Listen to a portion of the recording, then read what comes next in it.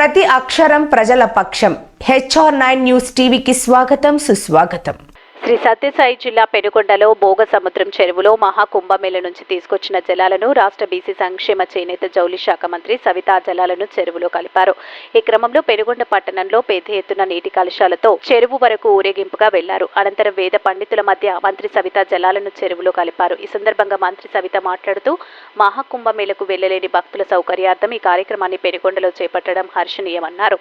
ఈ అవకాశాన్ని భక్తులు సద్వినియోగం చేసుకోవాలని కోరారు. ఈ కార్యక్రమంలో సత్యసాయి జిల్లా తెలుగుదేశం పార్టీ అధ్యక్షులు కొల్లకుంట అంజనప్ప, బీజేవీపీఎస్ కమిటీ సభ్యులు, పలువురు కూటమి నాయకులు, భక్తాదులు తదితరులు పాల్గొన్నారు.